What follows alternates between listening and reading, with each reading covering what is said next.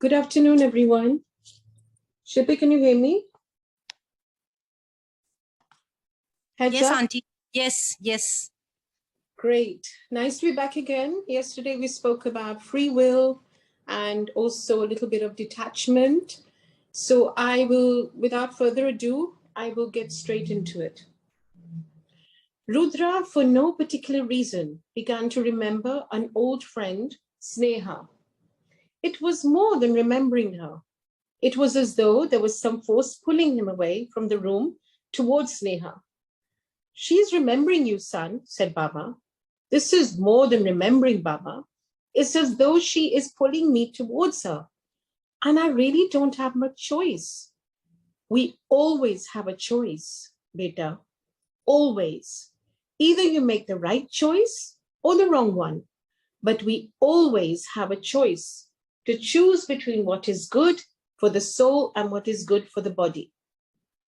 In this case, the call or the pull is so strong that either you succumb or, oddly enough, you feel responsible to oblige. The pull will never let you be in peace. That is why we urge people not to moan and cry for their loved ones once they have passed over. The emotion is so strong that it pulls the spirit down. And then the love is so strong that it becomes an obstacle for the spirit to move on. Ideally, the spirit should decide when to visit loved ones. They all do.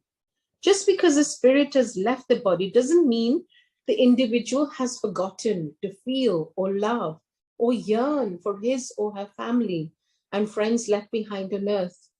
Except the body, nothing else has changed. All emotions and thoughts are ingrained in the individual. Love and hate and petty emotions and noble intentions all are part of the individual. And the individual is the soul. And hence, just because you have left the body, it doesn't mean you have left behind emotions and thoughts and ambitions and desires. You are made up of all these, one by one, when the individual decides to shed each such emotion and thought and desire, the soul becomes closer and closer to the parent soul, God. The parent soul is man-woman energy, father-mother energy, Shiv-Shakti energy. Similarly, the individual soul too is man-woman energy. That is why sometimes a soul decides to reincarnate as a man, sometimes reincarnate as a woman. That is why each individual has a male and female energy. Yin and yang energy is present in each one of us. Shiv Shakti energy is part of the soul and part of the parent soul, which some call God, some call Ram, some call Shiv, some call Allah, Ahura, Sai, Meher, Devi, Zoroaster, Jesus, names and names and names. But in reality, God, or whatever you would like to address God as, is the most beautiful merger of father and mother energy. It would be wrong to call God only as he or she. God means father and mother. That is why in Hindu scriptures, most often a goddess accompanies each god. Shiv has Parvati, Ram has Sita, Vishnu has Lakshmi. They are one. When you invoke one, you automatically invoke the other. Sometimes you need energy that is all male or all female. Lord Hanuman symbolizes servitude.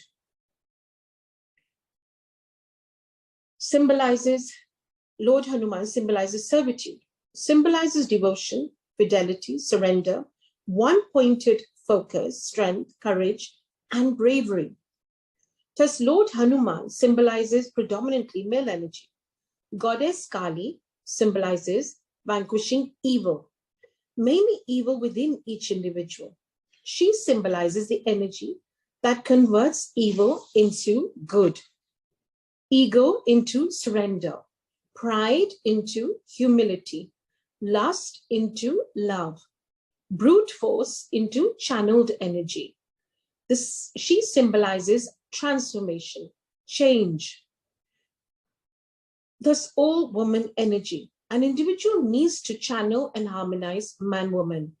God God-goddess energy to lead a harmonious life. A woman who already has too much of male energy should be focusing more on goddess energy. A man who is too emotional, or even a woman who is too emotional, needs to focus on God energy. Balance oneself. Sometimes in life, one needs transformation. One needs change.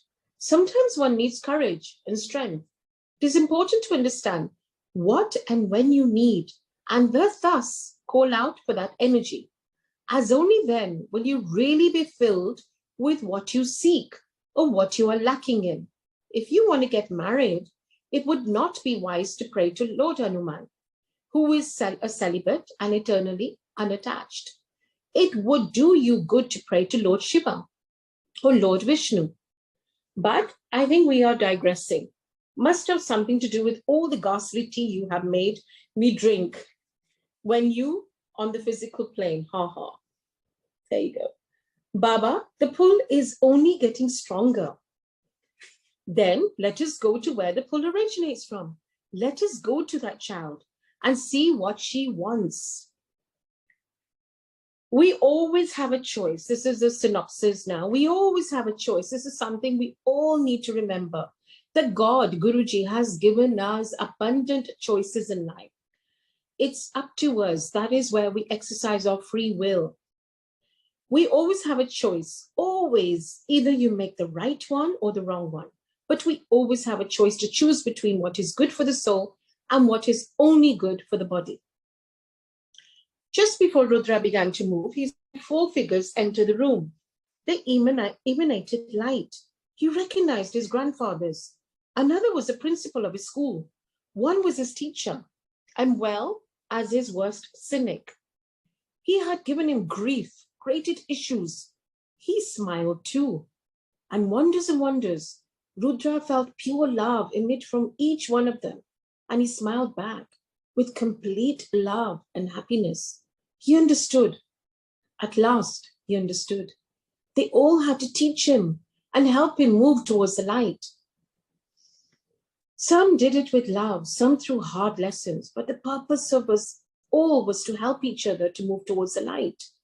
They were now his guides, once again helping him to learn and evolve and go through his karma in the best manner possible.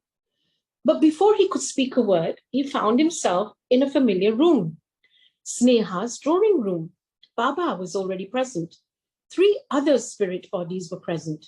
He was certain that one of them was Sneha's mother. Each spirit emitted light, different colors of light, but very healing and protective, extremely peaceful colors, very calming. How had Rudra reached the room? He still had no idea. One moment he was in the cabin, and now, the next instant, he was in Sneha's drawing room. Also, when he reached her room, Baba was already there. The speed of light is slow compared to this form of ticketless and vehicle-less travel. And the best part of it all, you just materialized. But Rudra was certain that Baba had always been present in his room. It was as though he was present in various places at the same time. Again, we can relate this to Guruji because Guruji is omnipresent and he has proven to be present in various places, even when he was in the physical, at the same time. Sneha's mother came forward and smiled. Her aura mingled with Rudra's, and he felt a surge of love and compassion and happiness. He looked at her and realized that in lifetimes past they had traveled as soul companions, often with her being his mother or elder sister, father, brother, teacher, even rival, in order that he learn a spiritual lesson and grow. So people who have come into our lives, as we were discussing yesterday, they all have a role to play. So never resent anyone. They all have a role to play to bring us higher on our spiritual ladder. So this realization too dawned instantly. These folks in the spirit world don't hang around wasting time, for sure, mused Rudra. No, we don't. We don't have the concept of time, but we are always in time and respect it tremendously, replied Sneha's mother.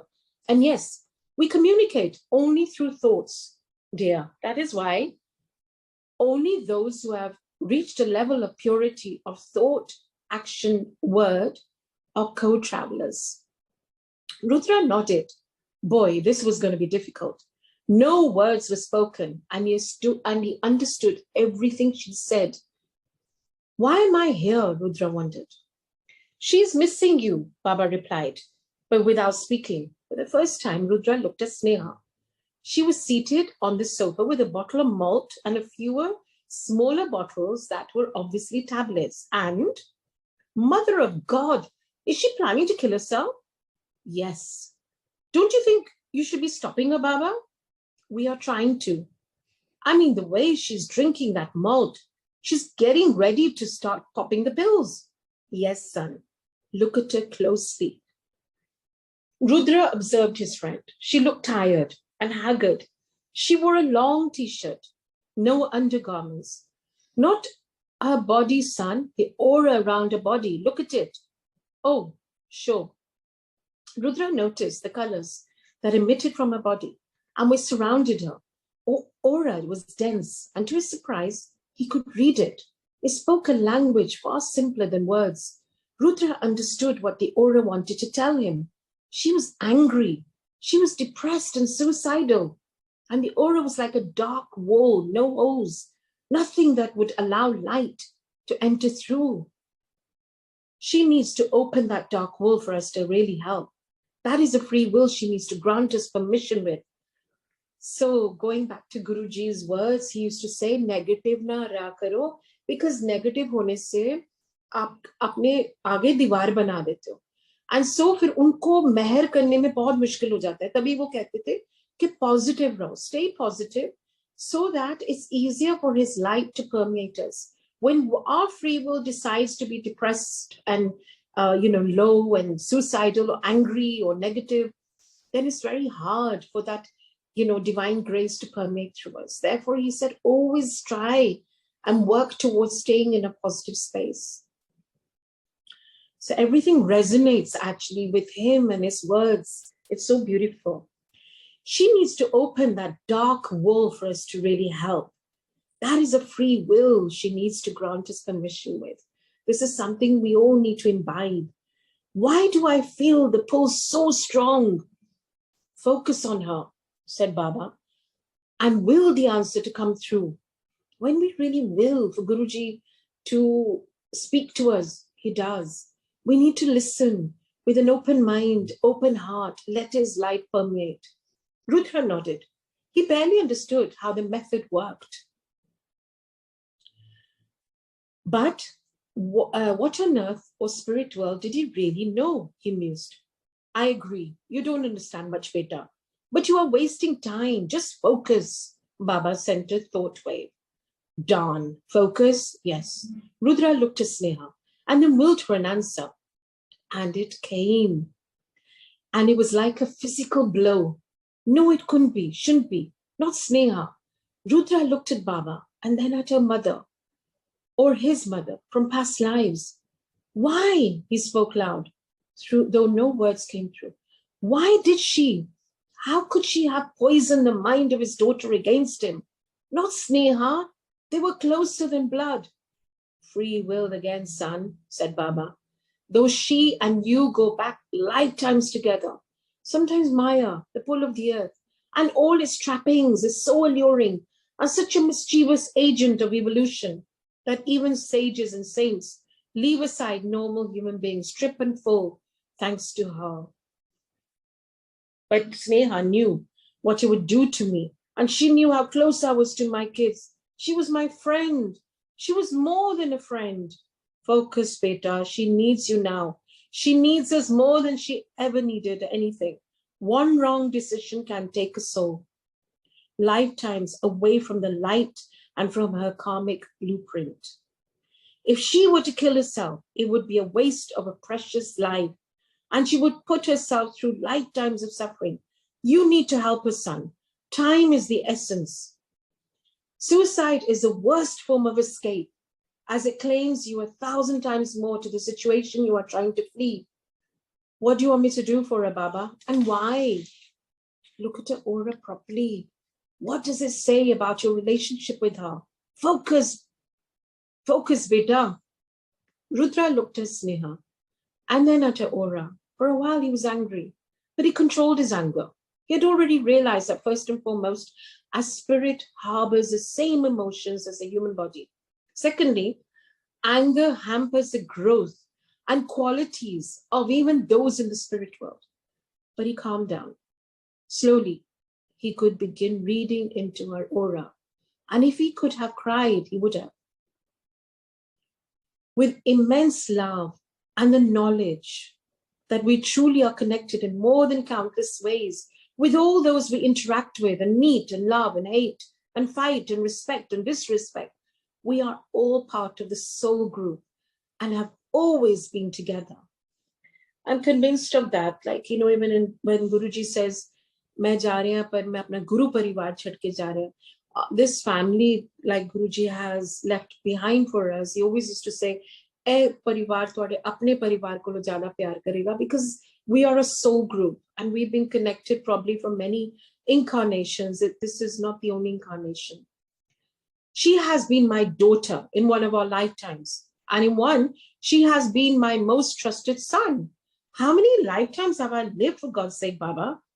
Too many, son. Rudra continued to look at Sneha. He felt all the love he had felt for the soul in various lifetimes. In a few moments, he had relived those moments. He sighed, or thought he sighed, and intuitively he went and entered her zone.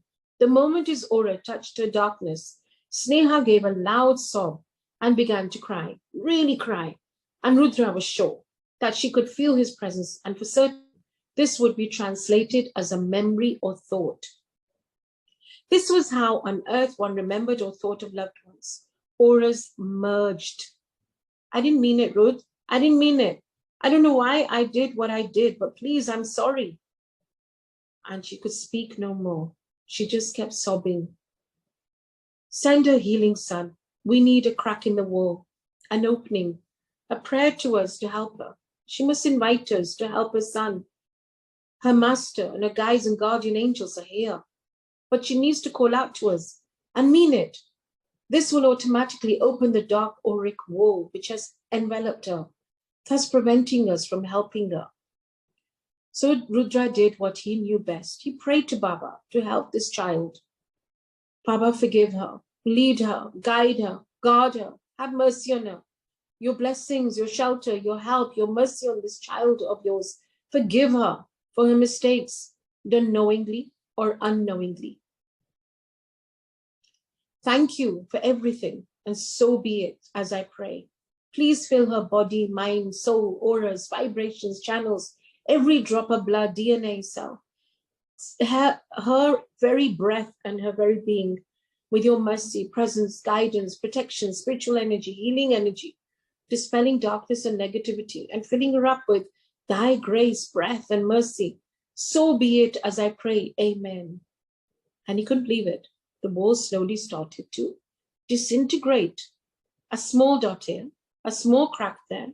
The intensity of the darkness began to vanish. And after a while, Baba's light and the light of those who stood by entered and enveloped Sneha. And the poor girl kept sobbing till a few minutes later, she was enveloped in the calm embrace of sleep. So, कहते हैं ना, हम तो मांगते रहते हैं अपने लिए, पर दूसरों के लिए मांग के देखो. And Guruji used to always say, specifically कुछ ना मांगो किसी के लिए, सिर्फ इतना कहो, गुरुजी उनका कल्याण कर दीजिए. जिसका भी करवाना है, गुरुजी कल्याण कर दीजिए. So it's very important to pray for others with all our heart, that ardas. Rudra looked around and he could see the genuine joy and happiness amongst all those present, including Baba. It was as though little triumphs mean the world to them. Our actions and words and thoughts affect them in the spirit world. It's as though each victory of good over evil, sanity over insanity, life over death, love over lust, selfless acts of love over selfishness means a collective victory and brings about cumulative joy and happiness. They were actually rejoicing at Sneha's free will call. They were rejoicing that she did not attempt to take her own life. He felt humbled seeing their happiness and concern and genuine selfless love. And he saw Baba and missed being in the physical plane as he wanted to cry. Hug the old man and cry. Just the thought that our master and guides and angels are present for each one of their flock, present in our smallest triumphs and holding us during the worst turbulent times, made him feel safe and complete and really, really loved. It's so important for each one of us to understand that we are never actually alone. हम जब लंगर प्रसाद भी करते हैं in satsang, Guruji used to say, "Pata nahi kaun tuade naal khanda hai." So always love and respect that, langar prasad, because we're not just eating it. There's so many angels and people from the spirit world eating it too. We truly are connected in more than countless ways, again synopsis, with all those we interact with and meet and love and hate and fight and respect. We are all part of the soul group and have always been together. Rudra found himself back in his old room. He could smell the salt in the air and hear the pleasant sound of the waves, but he could feel neither the breeze nor the heat. The moment he realized where he was, he saw the 4 spirit guides slowly leave, not before smiling at him. The love and the smells enveloped Rudra. Baba was already present. It was as though the old man was everywhere, all at one time.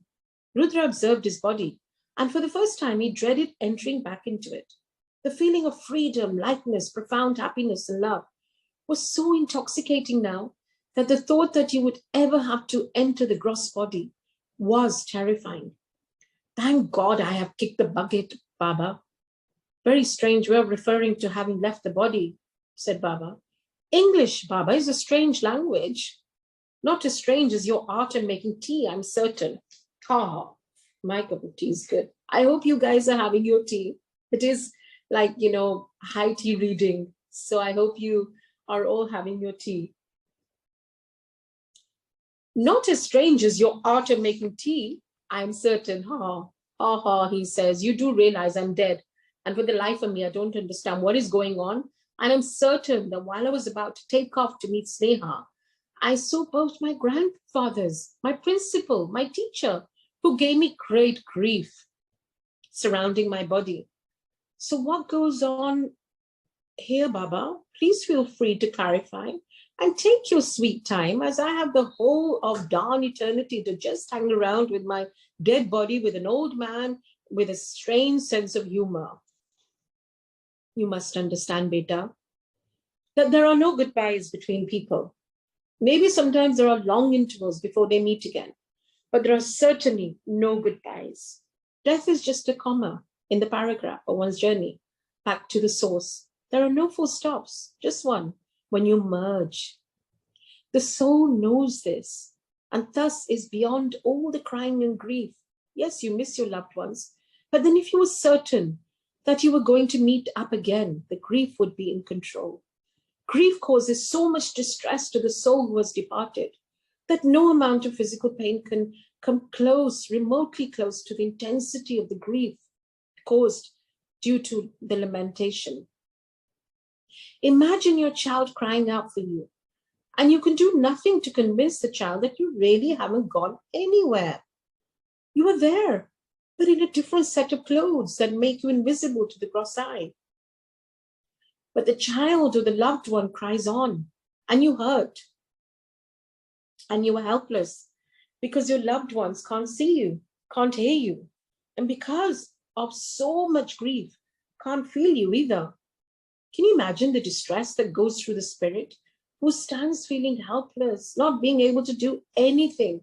You have children. Imagine your child crying out for you, weeping in grief, shattered. You want to help, but your child can't see you or acknowledge your presence. Will you leave your child in such a state, whether you are in the body or in the spirit? Will you leave your child? And all you can do is stand and look on helplessly as your child doesn't even know of your presence. You try to soothe your loved one, but he or she is certain you are not around anymore. You tell your loved ones you're present, but for whatever reason, your loved one refuses to believe it is you. Can you understand the spirit's frustration and abject helplessness? As a spirit, you can't do anything but make your presence felt through thought waves and vibrations. But that is only possible when your loved ones who are grieving for you calm down, get into a state of meditation or prayer or complete relaxation to permit the spirit to make its presence felt. The more evolved the spirit, the more ways it has to make its presence felt. You might feel its presence. You might smell a particular fragrance that the spirit, when in the body, loved. The lights might start to flicker. A book of flame might fall. The bell might ring. A butterfly might suddenly enter your room and hover around you. The flame of the diya might suddenly get brighter or taller. You might feel a pleasant sensation run down your spine or feel warm light to the very depth of your heart. Wow, all this is pertaining to Guruji. Sometimes when we're remembering him, the flame actually becomes suddenly taller or brighter. And then we see the lights flicker in the room. And of course, his particular fragrance. So yeah, it's just amazing how Guruji gives us signs. But to acknowledge any or all such signals, you have to be in a state of acceptance and openness. Grief, panic, and hysteria shuts off one from being sensitive to the other dimension. It closes your aura. It puts a lock on the gate of receptiveness to all that which exists in the spirit world. Your grief makes your vibrations so heavy that you can't feel the subtle vibrations of the spirit world, be it for your master or your loved ones who has passed on. To feel their presence, one must be open and calm. So to feel Guruji, you have to be calm and open. So it doesn't matter what we're going through in our lives. You know, Guruji used to say, Nanak dukhiya sab sansar. Koi na koi kasht har insaan nu hai. Chahe financial ho, chahe relationship ho, chahe bimari ho. लेकिन जब हम गुरुजी को याद करते हैं, it's very important कि हम calm रहे, centered रहे, mantra जाप करें. And that brings us into a state of calmness and centeredness. Because more the grief, more closed you make yourself from the spirit world. More the calmness, more the spirit world is permitted to make its presence felt. It's really simple, son. If you want to receive, you need to relax and let go of the fist and open your palms skyward. Only then can you receive. Come. Of your ghastly tea. I trust you. Oh, Baba, in case you've forgotten, since you're so busy saving the world and all that, I am dead as a frosted worm. Baba smiled, nodded. We are in the spirit, a world of spirit, my son. Ask and you shall receive. As a soul evolves, it can conjure whatever it wants to. It can replicate whatever it so desires. The only sad part is that you know that it's a mirage. Now come, make me a cup of tea. How? Think you have made tea, and now you are handing me a cup. Come on, think, and it shall be so. How beautiful. So our thoughts are very powerful because thoughts are energy. So if you think positive, you will attract positive. If you think negative, you will attract negative. So it's very important to think in a very positive light. So Rudra focused and remembered what it was like to offer tea to Baba and how they would sit on the veranda to have their tea and chillum. And in a second, Baba and he was seated on the veranda with 2 cups of tea in front of them and by Baba lighting a chillum. After a while, he took a sip of tea. Ah, I'm so happy to know that your tea in the spirit world looks and smells as ghastly as the tea you used to make for me when you were in the body. Good. At my age, shocks aren't good for me. And having good tea prepared by you is like suddenly the sun rising in the west. Drink up. And so they did. And Rudra realized the dangers of being in the spirit world.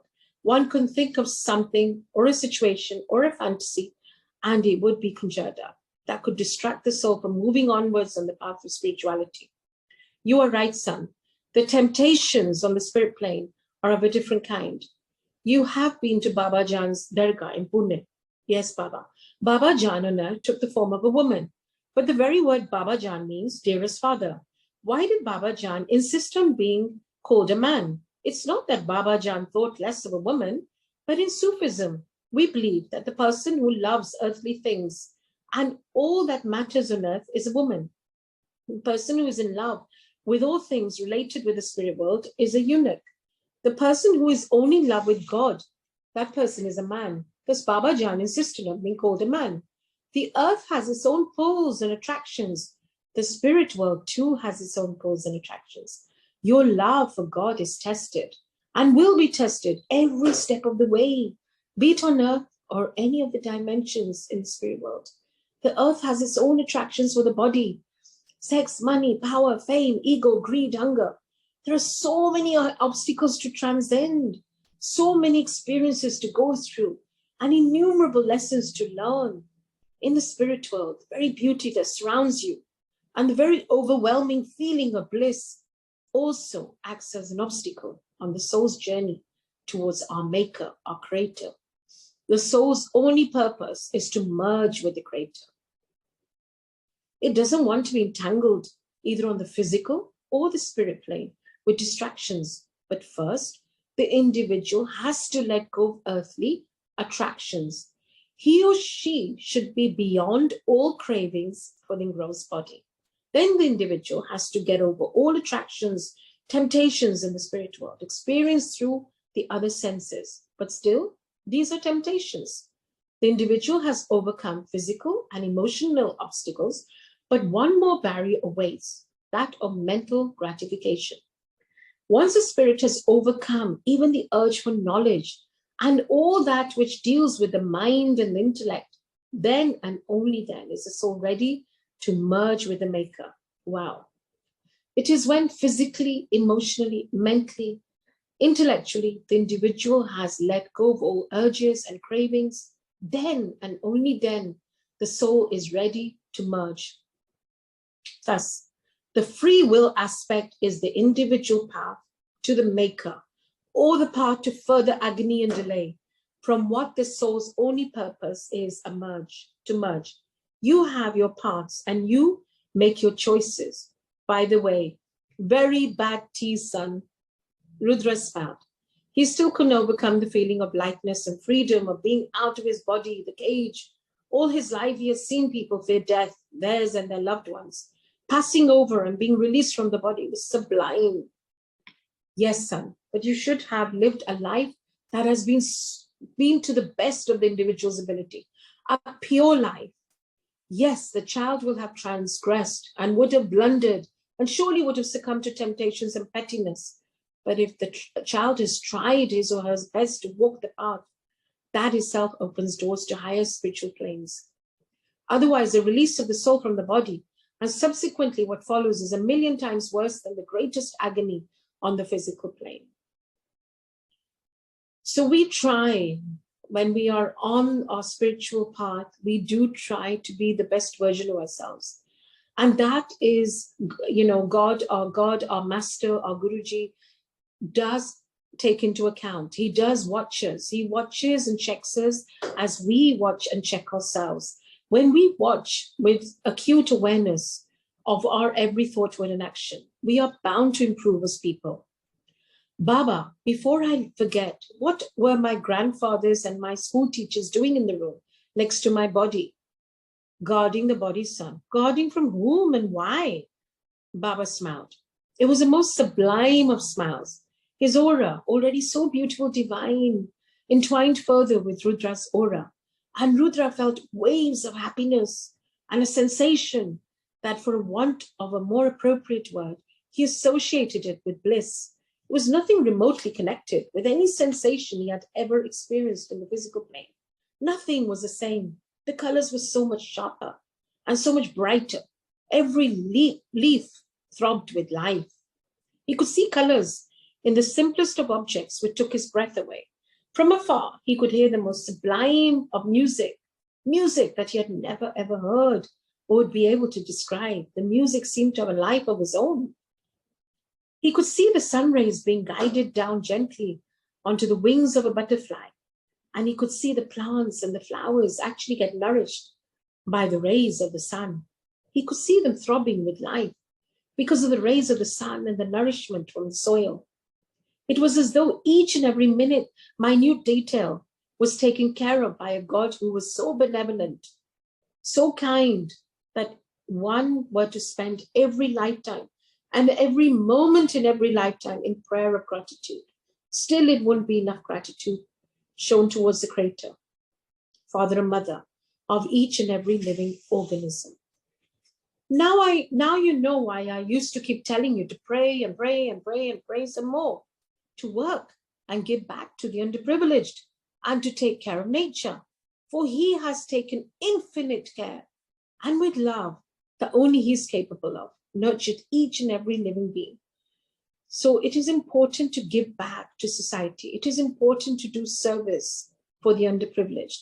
It is important to do charity. Take every parent's love and tenderness, accumulate it all together.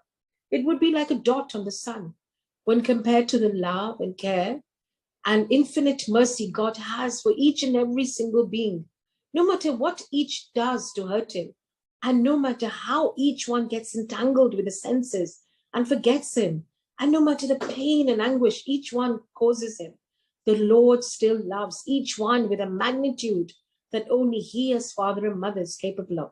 The masters, yes, they too love. But when compared to Him, even our love pales to insignificance. He and only He, whatever name or gender you want to give Him or her, is capable of destroying and creating and seeing all that which goes on. He still keeps loving and nurturing creation.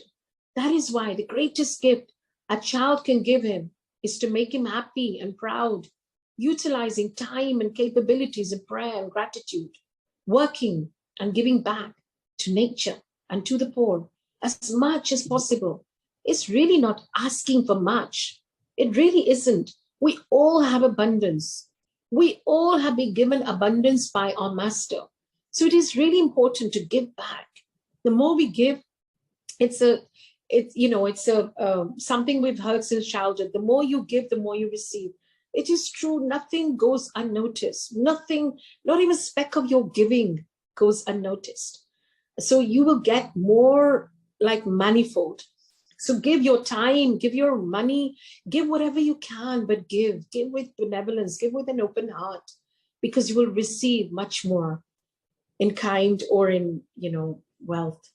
And as I always say, we are so rich in blessings that we are the privileged ones. We are really, truly, the chosen ones. So each one of us are so blessed that we are too blessed to be stressed. I always like saying this because it's true. I mean, the umbrella of protection, the protective umbrella is above us. And we really need to understand this. We need to embrace it. So again, the synopsis. Before the start, Rudra could feel Baba's love for the Lord. It was surreal. For Rudra, Baba was God. And Baba spoke with so much humility and reverence about the Creator that Rudra realized the depth of Baba's love for the Lord and Master. Take every parent's love and tenderness, accumulate it all together. It would be like a dot on the sun when compared to the love and care and infinite mercy God has for each and every single being. Never think that you don't matter. Each one of us matters. Each one of us has something to bring to the table. Embrace and celebrate your life. It's so important. So no matter what each does to hurt him, and no matter how each one gets entangled with his senses and forgets him, and no matter how much the pain and anguish each one causes him, the Lord still loves each one with a magnitude that only He as Father and Mother is capable of. So never think that your life is insignificant or that what you do doesn't matter or is not acknowledged. Each one matters. Each one of our action is acknowledged.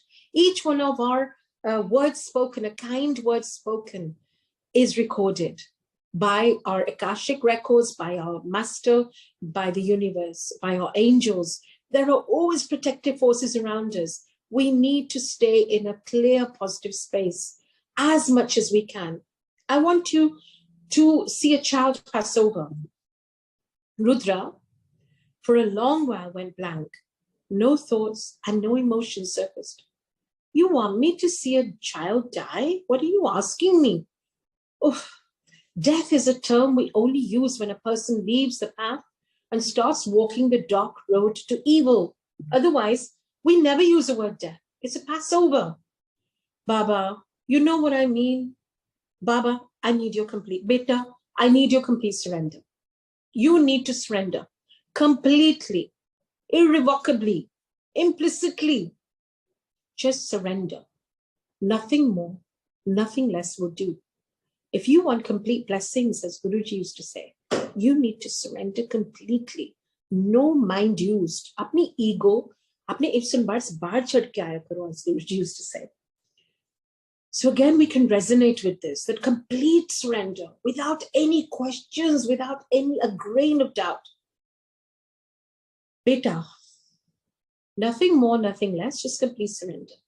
I don't want prayers. I don't want praise. I don't want offerings. And I certainly don't want promises. All I want is complete surrender, when nothing matters but the words of the Master.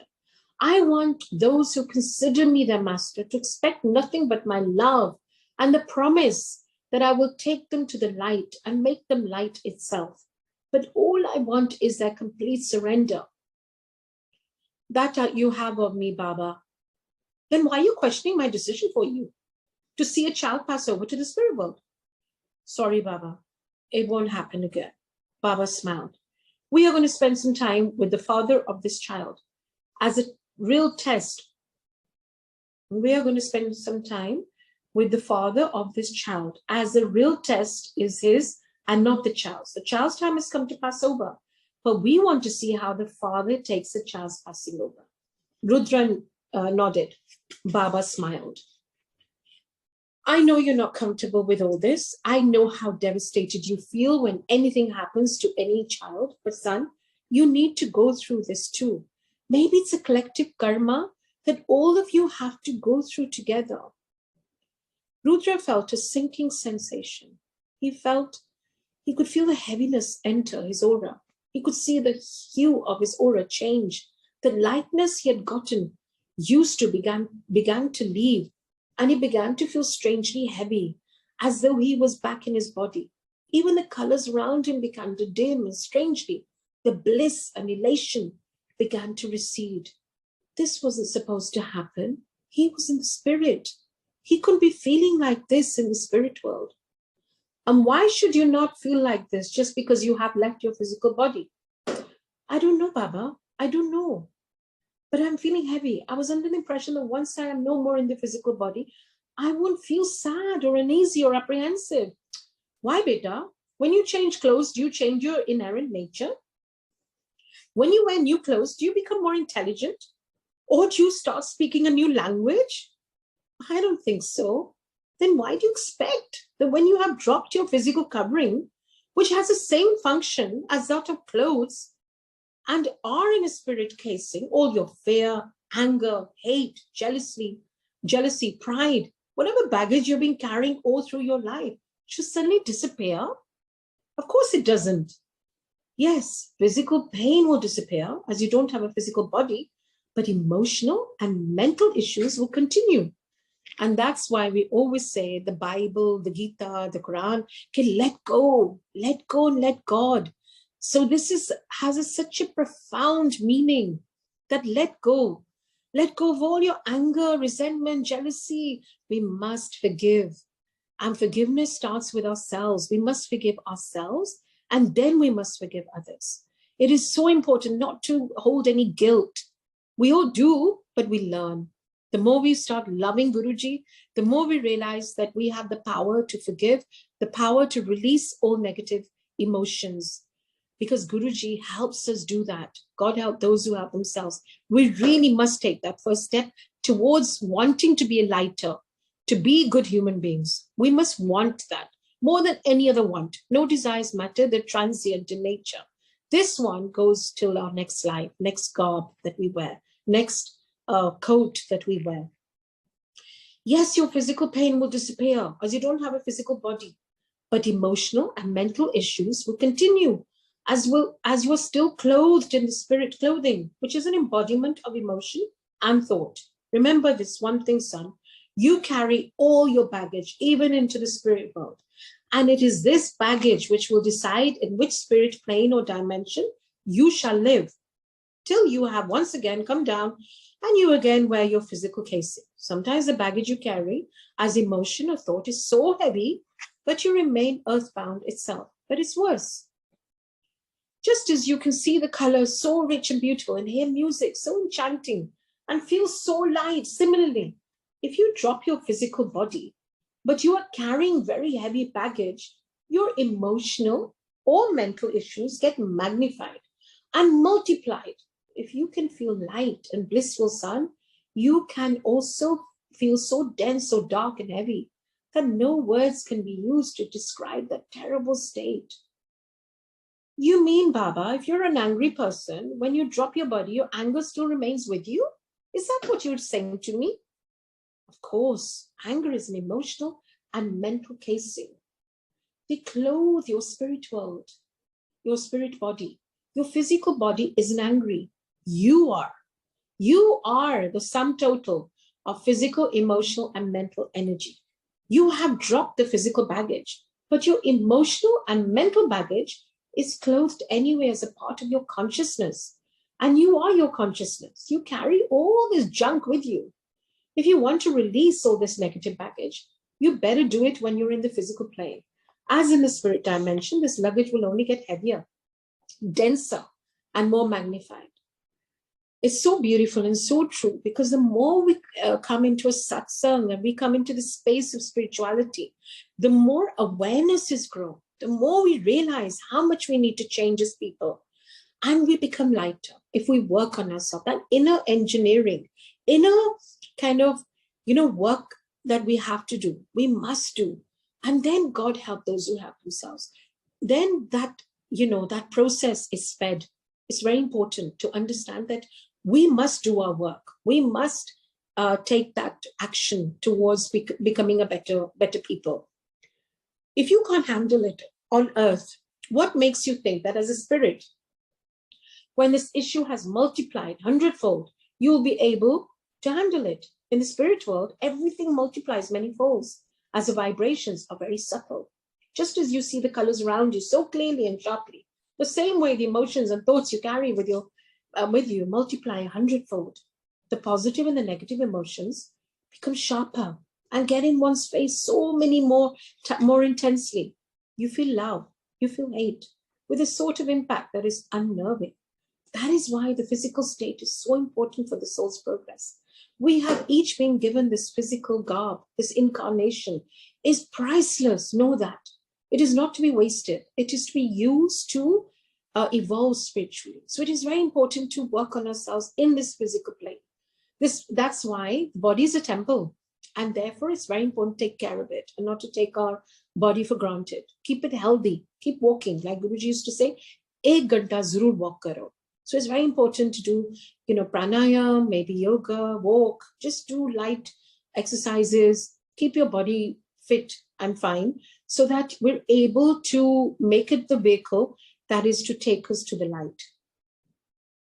That is why the physical state is so important for the soul's progress. You can work things out down here as things are still manageable. You can progress fastest over there in the physical state. It's easier. In the spirit world, progress is for sure, but it takes eons, ages. It's painfully slow. That is why, when given an option, most souls who want to merge with the creator or their master opt to come back and work out their karma, as they are aware that they can really speed up their spiritual journey on the physical plane. Yes, there are pitfalls, there are temptations, there are diversions. Of course there is. There are always going to be diversions, there are always going to be temptations, but that is the test of faith.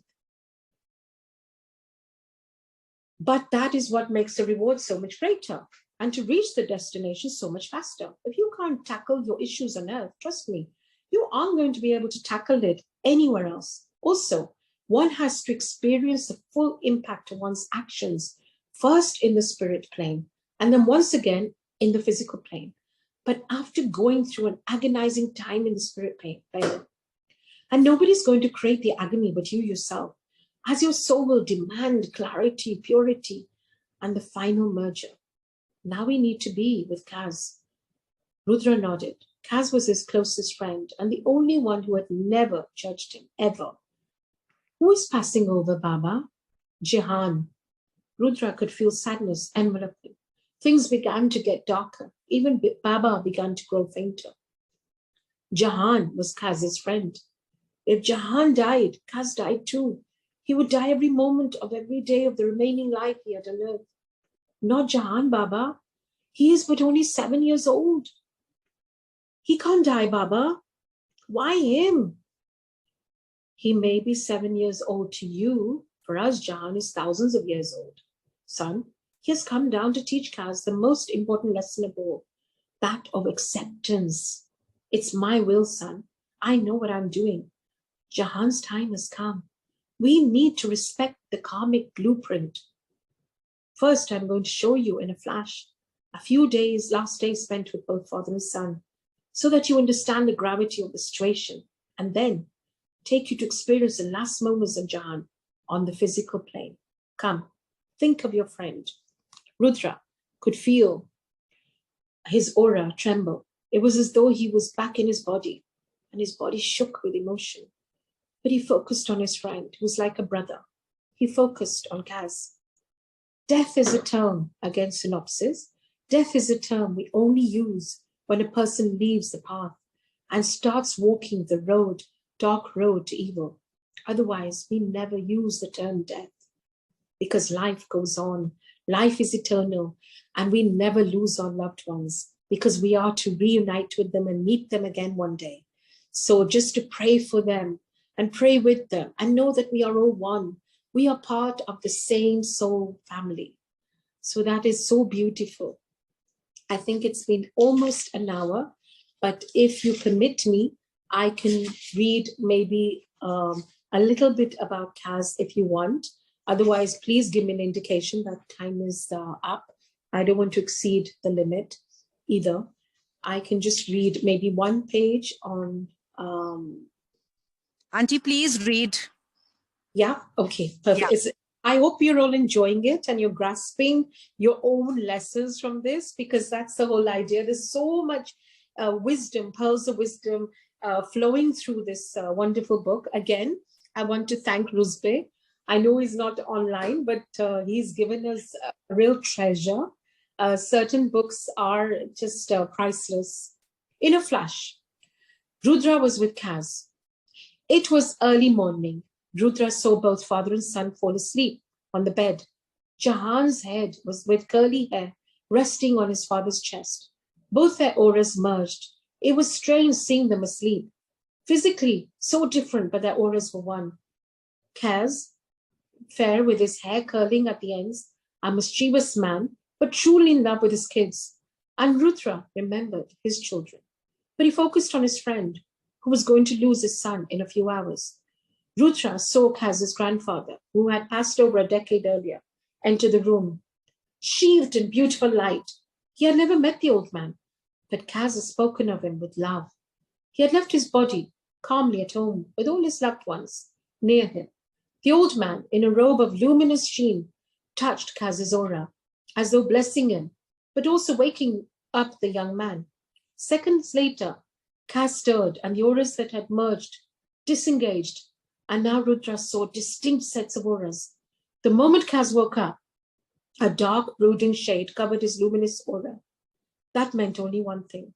Kaz, though a spiritual and giving soul, was going through a strange sense of depression. It was obvious in his aura. The old man blessed Kaz and then departed. Kaz lay on the bed and stared at the photograph of Sai Baba Shivdi, then at the photograph of Zarustra. He shut his eyes and said a prayer. So strong must his faith be that Rudra saw both the masters enter and bless him. Rudra was amazed at the power of prayers. Lying on the bed with his son's head on his chest, Kaz could invoke two masters to walk into the room with the sheer power of love and invocation, which meant one thing. If one prayed with intensity and love, the masters do respond immediately. Also, the moment Kaz was blessed by the masters, his aura changed. The darkness covering his aura disappeared. Kaz continued to pray, though to a bystander it would appear as though the man simply stared at the photographs of the masters. Then Kaz turned, kissed his son, and caressed his curly hair, and slowly put Jahan's head on the pillow. It was 8:30 in the morning. It was raining. Kaz looked out the window, gazed at the rain, drenching the world outside. Kaz walked through the corridor of the house and entered the kitchen. He poured himself a cup of tea and then made a cup of milk and Protenex. Rudra smiled. He knew the routine so well. He used to do the same for his son too. Kaz watched by the window, watching the rain. He looked at the sky and cursed. God, you better stop peeing after an hour, okay, dear? My son needs to go for tuition, and for some reason you haven't provided me with a car, but a great bike. But since my son isn't too well, you will have to stop the rain for a while. Okay, Lord? Come on. Now come share this cup of tea with me. And Kaz had his tea and read the morning paper. Oops. Sorry. Oh. And Kaz had his tea and read the morning paper. After a while, he switched on the television, where a woman insisted that if one applied a particular cream, one could become fair and lovely in a matter of 14 days. Yeah, sure. Fair face while the rest of the body was a different color. Groovy, man. He switched the channel to Cartoon Network, where a man with a very strange accent announced to one and all that Spider-Man was going to grace the world. Kaz walked into the bedroom, kissed Jahan on his cheek. Then he breathed the soft baby aroma of his son and tickled the boy. For a while, there was no response, and then a smile appeared. Daddy! Yes, you defrosted worm. I don't want to go for tuitions, and I don't want to face your scary tuition teacher either. But Baba made her, Baba made her in a teary hurry, and she can thrash the living daylights out of Mike Tyson. But what to do, love? We have to undergo the torture of education. Jahan began to giggle and held his father and kissed him on the nape of his neck. And Rudra felt heavy and so depressed that it was a great effort that he could manage to keep the image of his dearest friend and son intact. Kaz picked Jahan up, took him to the bathroom. Okay, love, pee to your heart's content, and then come over for milk and that ghastly Spider-Man of yours. I am going to put on the bath water. We are already late, and the rain seems hell-bent on drenching us all. So hurry up. Jahan giggled again. He was 7 years old. A mop of curly hair on his head, the most innocent of smiles, and such purity of heart that the very angels must have envied him. He washed his hands and then entered the drawing room and sat down and saw his favorite show, Spider-Man, with his father in the other room. He sang a song so completely out of tune that the little boy began to giggle again. He loved his father and knew that his father loved him. Kaz entered with a cup of Protenex and handed it to his son.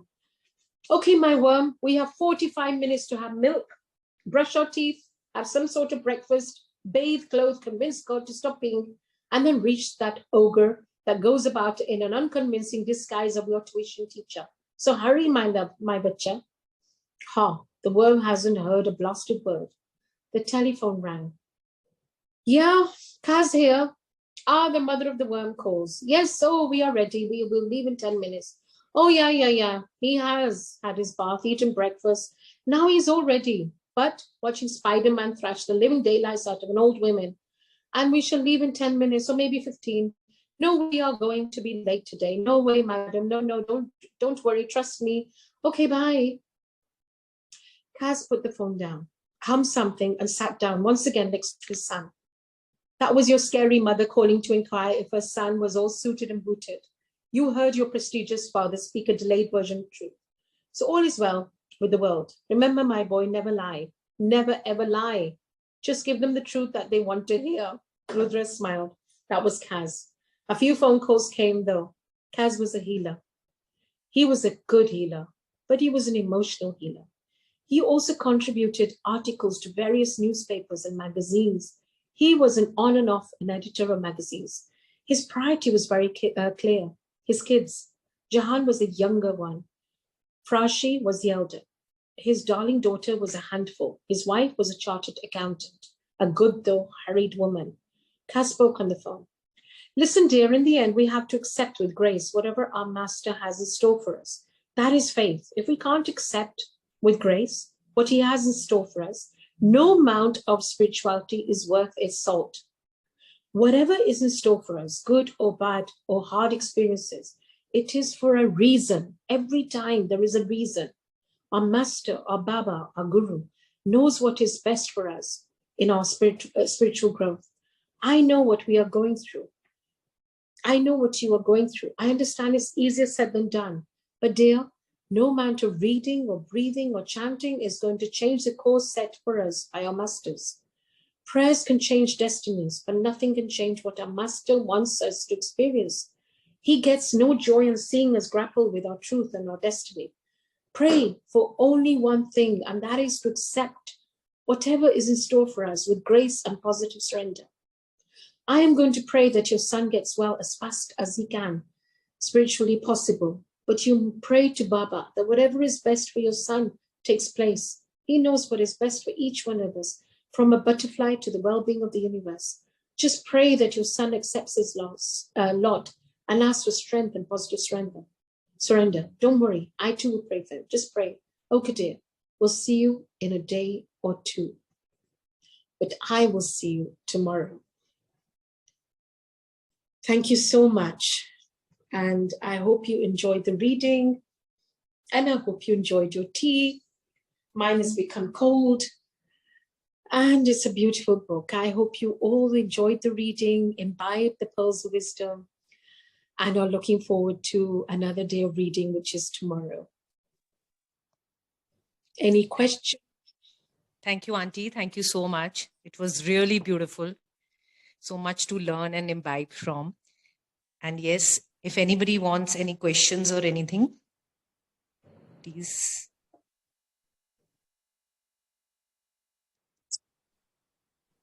I think everything is so self-explanatory that, and everyone will take away something or another from this reading. So it's our own interpretations at the end of the day. So yeah, thank you. Thank you for listening in, and thank you for contributing to this reading. As we say, books are true treasures, and we really learn. There's a wealth of knowledge and wisdom to gain from a lot of the books. So thank you so much. Thank you, Auntie. So we will now call it a day, and we will meet tomorrow. Yes. Jai Guruji.